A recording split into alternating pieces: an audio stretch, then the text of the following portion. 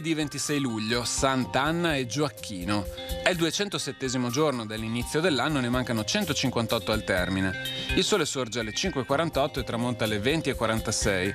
La luna si leva alle 22:41 e tramonta alle 8:19.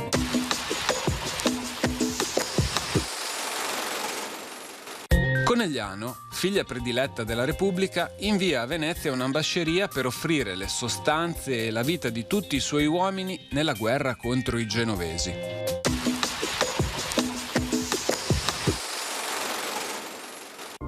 Le previsioni per domani. Tempo molto instabile con cielo molto nuvoloso o coperto, specie al mattino, e schiarite in pianura dalle ore centrali.